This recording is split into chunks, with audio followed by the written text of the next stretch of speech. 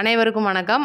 இன்னைக்கு வீடியோல பல்வேறு விஷயத்த பத்தி நம்ம பேச போறோம். எல்லாத்துக்கும் முன்னாடி நம்ம ஒட்டுமொத்த தமிழகமும் எதிர்பார்த்த அதிரடி சிங்கப்பெண் படை இன்னைக்கு நம்மளுடைய தமிழக முதலமைச்சர் மாலை 5 மணிக்கு ராஜரத்தினம் சென்னையில இருக்கிற திடல் ராஜரத்தினம் திடலில் ஆரம்பிச்சு வைக்கிறதா இருக்காரு. இத பத்தின முழு விவரமா நம்ம பேசுவோம். அதுக்கப்புறமா ரொம்ப முக்கியமா இன்னைக்கு ஒரு கட்சிக்கு கண் கெட்டதுக்கு அப்புறம் சூரிய நமஸ்காரம் அப்படின்றது தெரிஞ்சிருக்கு. அது எந்த கட்சின்றத சொல்றேன். அதுக்கப்புறம் பட்ட காலிலே படும் கெட்ட கூடியே கெடும்னு சொல்லுவாங்க. அது மாதிரி ஒருத்தருக்கு பட்ட காலிலே பட்டுக்கிட்டு இருக்கு. அவர் யாரு, என்ன ஏது அப்படின்றதையும் நான் வீடியோக்குள்ள தெளிவா சொல்றேன். சேனலுக்குள்ள வந்தவங்க லைக் அண்ட் சப்ஸ்கிரைப் பண்ணிக்கங்க. உங்களுடைய கருத்தை மறக்காம கமெண்ட்ல சொல்லிருங்க. நம்ம சேனலுக்கு ஒரு லைக்க பண்ணிருங்க. வீடியோவை 4 பேருக்கு ஷேர் பண்ணி விட்டுருங்க. இப்போ பார்த்தீங்கன்னா, முதல்ல சிங்கப்பெண் அதிரடி படையை நம்ம பேசுவோம். 2, 3 தாட்டி தட்டி தட்டி போய் இன்னைக்கு ஆரம்பிக்கிறதா இருக்காங்க. இது அதிரடி சிங்கப்பெண் படை அப்படின்றது மகேஸ்வர் அகர்வால் அப்படின்ற நம்மளுடைய டிஜிபி மூலியமா ஆரம்பிக்கிறதா இருக்காங்க. அது ஒரு பக்கம் இருந்தாலும் முதலமைச்சர் அவர்களுடைய உரை இன்னைக்கு எப்படி இருக்க போகுது? ஏன்னா ஆல்ரெடி திருச்சி பொதுக்கூட்டத்தில் பேசுனது ரொம்பவே சர்ச்சையாச்சு, எல்லாருக்குமே தெரியும். இன்னைக்கு அவர் என்னெல்லாம் பேச போறாரு? ஏன்னா இன்னைக்கு பல்வேறு விதமா பார்த்தீங்கன்னா, ஸ்டாலின் அவர்கள் இந்த ஆட்சி 3 மாசமே தாங்காது, ஏகப்பட்ட கொலை, கொள்ளை, கற்பழிப்பு, பாலியல் குற்றங்கள் ரொம்ப இன்னைக்கு தமிழ்நாட்டில் நடந்துட்டு இருக்கு. ஏன்னா இவங்க ஆட்சியிலலாம் எதுவுமே நடக்கல. அதனால இன்னைக்கு நம்மளுடைய தமிழக முதலமைச்சர் சிஎம் அவர்கள், விஜய் அவர்களுடைய ஆட்சியில் இப்படிலாம் நடந்துட்டு இருக்குன்னு சொல்லிட்டு அப்படியே பக்கம் பக்கமா லிஸ்டா எடுத்து வச்சு பேசுறாங்க. அப்படி இருக்கும்போது இன்னைக்கு அவங்களுக்குலாம் அந்த பதிலடி அப்படின்றது நம்மளோட சிஎம் இருந்து எப்படி இருக்க போகுது அப்படின்னு ஒட்டுமொத்த தமிழகமுமே எதிர்பார்த்துட்டு இருக்கு. இது ஒரு பக்கம் இருந்தாலும் இந்தியா கூட்டணி அப்படின்னு சொல்லிட்டு இன்னைக்கு மாபெரும் கூட்டணியில இருந்து இன்னைக்கு திமுக விலகி போயிடுச்சு. ஒருவேளை இந்தியா கூட்டணியில தமிழக வெற்றி கழகம் இணையுதோ அப்படின்னு சொல்லிட்டோம். நம்ம பிரவீன் காந்தி இப்போ காங்கிரஸ்ல எம்பியா நிக்க வச்சிருப்பாங்க பாத்தீங்களா, அவர் போட்டியின்றி தேர்வாகிறார் எம்பியா அப்படின்னு சொல்லிட்டு ஒரு தகவலும் வந்திருக்கு. அதை பத்தி எதுவும் நம்மளுடைய தமிழக முதலமைச்சர் பேச போறாரா அப்படின்றதும் ரொம்பவே காமெடியா, பிரதமர் வேட்பாளருக்கு ஸ்டாலின்ல நிக்க போறாராம். அதனால அந்த விஷயம்லாம் இன்னைக்கு காத்துல பயங்கரமா பரவிட்டு இருக்கு. அதை பத்தி நம்மளுடைய முதலமைச்சர் என்னெல்லாம் பேச போறார் அப்படின்றத நம்ம பொறுத்திருந்து பார்ப்போம்.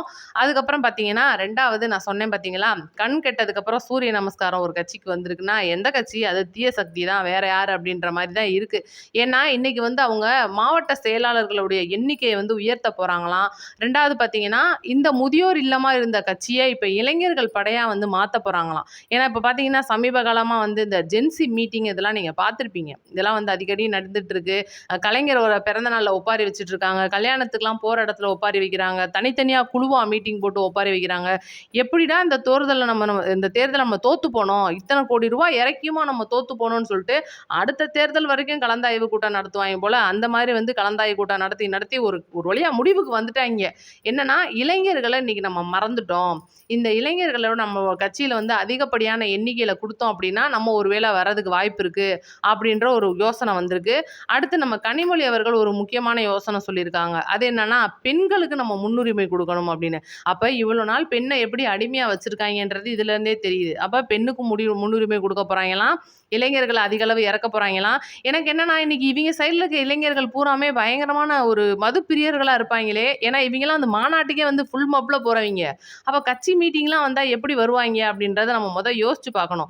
அந்த உள்ள அந்த மாதிரிலாம் நடக்கும்போது என்ன மாதிரிலாம் காமெடியெல்லாம் நடக்கும் அப்படின்றத நம்ம இன்னும் அடுத்தடுத்த வீடியோக்களை தொடர்ந்து பார்ப்போம்.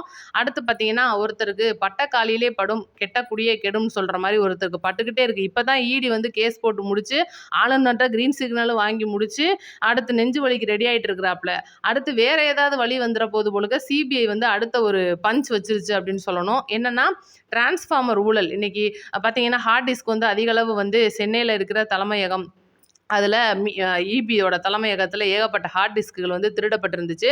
சிடிஆர் நிர்மல்குமார் அவர்கள் எவ்வளவோ சொல்லி பார்த்துருக்காப்புல. செந்தில் பாலாஜி அவர்களே, நீங்கள் செய்கிறது ரொம்ப தப்பு, நீங்கள் செஞ்ச ஊழல் அப்படின்றது நீங்கள் எங்களுக்கு வெட்ட வெளிச்சமாக தெரிஞ்சு போச்சு. நீங்கள் என்ன பெரிய ஆவணத்தை பெரிய ஆவணத்தை மறைச்சாலும் நாங்கள் ஈஸியாக கண்டுபிடிச்சிருவோம் அப்படின்னு சொல்லியிருந்தாரு. அதே மாதிரியே கண்டுபிடிச்சிட்டாங்க. கிட்டத்தட்ட 30க்கு மேற்பட்ட ஹார்ட் டிஸ்க்கள் காணாமல் போனதில் 10ஓ 15ஓ ரிட்டர்ன் வந்திருக்கு. அதை வேற ஒருத்தரை சும்மா பழியேற்றுக்க சொல்லி நான் 2000 ரூபாய்க்காக திருட சொன்னேன்ற மாதிரிலாம் காமெடி பண்ணிட்டு இருந்தாங்க.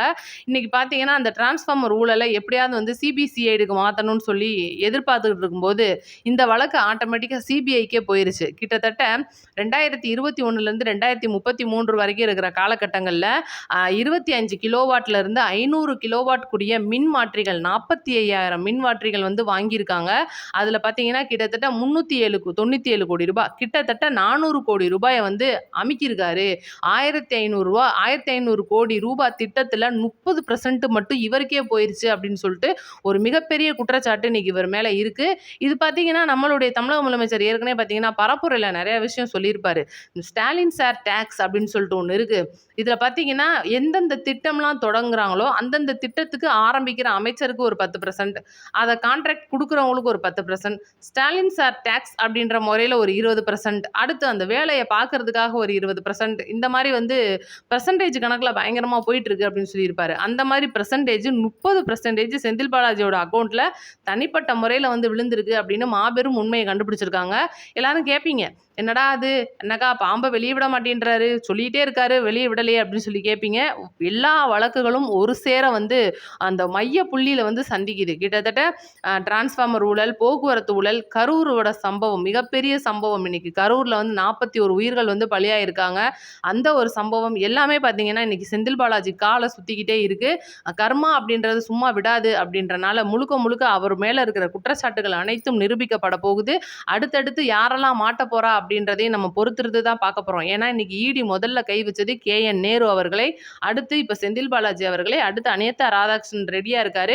இன்னைக்கு பார்த்தீங்கன்னா, அறநிலையத்துறை அமைச்சர் ரமேஷ் அவர்கள் ஒரு மிகப்பெரிய ஒரு பேட்டி ஒண்ணு குடுத்திருப்பாரு. அதுல கிட்டத்தட்ட அறநிலையத்துறை அமைச்சரா சேகர்பாபு செயல்பட்டு முடிச்ச கையோட ஏகப்பட்ட நகைகள், கோவில் இடங்கள் இதெல்லாம் வந்து பெருமளவுல வந்து அவர் வந்து அடிச்சுட்டு போயிருக்காரு அப்படின்ற ஒரு மிகப்பெரிய விஷயம் வந்து இன்னைக்கு தெரிய வந்திருக்கு. அப்ப அறநிலையத்துறை அமைச்சரும் வந்து இன்னைக்கு ரெடியா இருக்காங்க. குறிப்பா அறநிலையத்துறை அப்படின்போது நம்ம ஞாபகம் வந்திருக்கும். நமக்கு மேயர் பிரியா அவங்கள நம்ம சும்மா விட முடியாது. அவங்களோட சொத்து மதிப்பு பட்டியல் அப்படின்றது இன்னைக்கு வெட்ட வெளிச்சமா சென்னை மாநகராட்சியில இல்ல. இவங்க வந்து அதிகாரப்பூர்வமான சொத்து பட்டியல குடுக்காமயே மேயர் ஆயிருக்காங்கன்னு சொல்லிட்டு ஒரு மிகப்பெரிய குற்றச்சாட்டு RTI மூலியமா தெரிய வந்திருக்கு. தகவல் அறியும் உரிமை சட்டத்தின் கீழ இவங்களோட சொத்து பட்டியல் வந்து செக் பண்ணி பார்த்திருக்கும்போது ஏகப்பட்ட குளறுபடிகள் இருக்கு அப்படின்றதும், ஏன்னா இவங்க மேல வந்து இன்னைக்கு குற்றச்சாட்டுனா சாதாரண குற்றச்சாட்டு இல்ல. நெறைய சொல்றாங்க. சென்னை மாநகராட்சியில இருக்கிற அந்த நலத்திட்ட உதவிகளை செய்ய விடாம தடுக்கிறது, அது போக வர நலத்திட்ட உதவிகளை தன்னோட நலத்திட்ட உதவிமா சேர்த்துக்கிறது, டீசல் திருடுறதெல்லாம் சேர்த்துருக்காங்கன்னா பார்த்துக்கோங்க. இவ்வளோ வழக்கும் வந்து இன்னைக்கு மேயர் பிரியா மேல வரப்போகுது. அதையும் நம்ம பொறுத்திருந்து தான் பார்க்கணும். அடுத்து ரொம்பவே முக்கியமான விஷயமா இருக்கு. பொதுப்பணித்துறையை பத்தி நம்ம பேசியாகணும். இன்னைக்கு பொதுப்பணித்துறை வந்து நம்மளுடைய ஆதவ அர்ஜுனா கையில இருக்கு. இதனால தான் பார்த்தீங்கன்னா, மாரிதாஸ் வேற உள்ள போயிருக்காரு. அந்த கப்பல் போக்குவரத்து, போதைப் பொருள் கடத்தல் இதெல்லாம் வந்து பேசினாலும் அமைச்சர் கீர்த்தனா அவர்களுடைய அந்த பேச்சு அப்படின்றத மாரிதாஸ் அவர்கள் திரிச்சு AI மூலியமா மக்களுக்கு தப்பா வந்து கண்ணோட்டம், அதாவது யார் மாதிரினா அந்த திருச்சி சூர்யா மற்றும் முக்தார் நீங்கெல்லாம் பார்த்துருப்பீங்க, ஆபாச பேச்சாளர்கள். அவங்கள மாதிரி வந்து இன்னைக்கு மாரிதாஸ் மாறிட்டு இருக்காரோ அப்படின்னு தெரிஞ்சனால தான் ஏகப்பட்ட விஷயங்கள் இது தப்பா மக்களுக்கு போய் சேருது அப்படின்றனால தான் அவரை கைது பண்ணியிருக்காங்க. ஆனா பாருங்க, இந்த சவுக்கு சங்கருக்குலாம் வராத கலைஞர் தொலைக்காட்சி மாரிதாஸ்க்கு வர்றாங்க அப்படின்னா எவ்வளோ பெரிய விஷயம். ஏன்னா இன்னைக்கு சவுக்கு சங்கரை கைது பண்ணது திமுக அரசு, இன்னைக்கு மாரிதாஸை கைது பண்ணி இருக்கிறது தாவேக அரசு. ஆனா காரணம் என்னன்னு பார்த்தீங்கன்னா, 2 காரணங்களும் வெவ்வேறு காரணங்கள். முழுக்க முழுக்க திமுக அரசோட ஃபைல்ஸ் அப்படின்றது சவுக்கு கையில இருக்கு. அவருடைய அந்த மொத்த ஃபைல்ஸும் போதைப் பொருள்ல இருந்து ஏகப்பட்ட விஷயம் வந்து சவுக்கு வந்து கையில வச்சிருக்காரு. வெளிவிட்டுட்டாருன்னா போச்சு, அரசோட மானம் போயிரும் அப்படின்னு அப்ப இருந்த பயந்த நம்மளோட ஸ்டாலின் அவர்கள் சும்மா இருந்தவரோட வீட்ல போய் சாக்கடை ஊத்த வச்சாங்க. அதுக்கப்புறமா வந்து ஏகப்பட்ட பிரச்சனை அவருக்கு ஆச்சு, குண்டாசு போட்டாங்க. அதுக்கப்புறம் நெஞ்சு வலி வந்துச்சு அவருக்கு. பாவம் அவங்க அம்மா இறக்குற வரைக்கும் இன்னைக்கு திமுக தான் காரணம்ன்ற மாதிரி அவர் பேசிட்டு இருக்காரு. இன்னைக்கு மாரிதாஸ் எடுத்துக்கங்க, அப்படியே தலைகீழா மாறுறாரு. ஏன்னா இவர் பார்த்தீங்கன்னா முழுக்க முழுக்க AI மூலியமா தப்பான ஒரு வீடியோக்களை வந்து மக்களிடையே காமிச்சு தான் வந்து இந்த மாதிரி அவர் இன்னைக்கு உள்ள போயிருக்காரு. இதுக்கு வந்து பார்த்தீங்கன்னா எத்தனை பேர் தெரியுமா கொடி பிடிச்சிட்டு வர்றாங்க, பூரா கொடி பிடிச்சிட்டு வர்றவங்க பூரா சங்கி கூட்டம். ஏன்னா இன்னைக்கு அதிமுக அவரை அதாவது மாரிதாஸ் கைது பண்ணி மதுரையிலேருந்து சென்னைக்கு கூட்டிட்டு போறதுக்குள்ள அதிமுக வந்து ஆஜராகுது சம்பந்தமே இல்லாம. அடுத்து பார்த்தீங்கன்னா அடுத்தடுத்த யூடியூபர்ஸ்ன்னு சொல்லி இருக்கிற சில பேர் வந்து மாரிதாஸ்க்கு கொடி பிடிச்சிட்டு வராங்க. அப்படி என்ன மாரிதாஸ் தப்பு பண்ணிட்டாரு அப்படின்னு சொல்ற மாதிரி. இன்னைக்கே தப்பு பண்ணலாட்டினா போலீஸ்காரங்க ஒருவேளை அவர்கிட்ட ஆதாரம் இருக்கிறது உண்மைனா விவரமா கேட்க போறாங்க, வெளியில விட்டுற போறாங்க. இதுதான் வந்து நியாயம். ஏன்னா இத்தனை பேருக்கு நடுவுல வந்து கைது பண்ணிட்டு போயிட்டு உள்ளே வந்து லாக்அப் டெத்னு போறதுக்கு இது என்ன திமுக ஆட்சியா நடந்துட்டு இருக்கு இல்லையில அப்படின்றனால நம்ம அதெல்லாம் பத்தி கவலைப்பட வேணாம். ஒருத்தர்ட்ட ஒரு ஆதாரம் இருக்கு அப்படின்னா அதை கொண்டுட்டு போய் காவல்துறையிட்ட கொடுங்க. நான் வந்து சேனல்ல வீடியோ போட்டுருவேன், நான் பெரிய ஆணையை பிடிங்கிருவேன், நான் வந்து AI மூலியமா மக்களை நம்ப வச்சு ஏமாத்துருவேன் அப்படின்னு சொல்லிக்கிட்டு இருக்கிறதுக்கு இது வேலை கிடையாது. இது வந்து முழுக்க முழுக்க தமிழக வெற்றி கழகத்தோட தூய ஆட்சி நடைபெற்றுக்கிட்டு இருக்கு. அதனால மக்களே, யார் என்ன மாதிரியான சொன்னாலும் நீங்க தயவு செய்து நம்பாதீங்க அப்படின்றது நம்மளோட ஒரு கருத்தா இருக்கு. மறக்காம உங்களுடைய கருத்தை வந்து கமெண்ட்ல சொல்லிட்டு போயிருங்க. ஏகப்பட்ட விஷயங்கள் அடுத்தடுத்து வந்துகிட்டே இருக்கு. இதுக்கப்புறம் நிறைய விஷயங்கள் அடுத்தடுத்த வீடியோல நான் சொல்லிக்கிட்டே இருப்பேன். நம்ம நோட்டிஃபிகேஷனை ஆன் பண்ணி வைங்க. நன்றி, வணக்கம். அடுத்த வீடியோல சந்திப்போம்.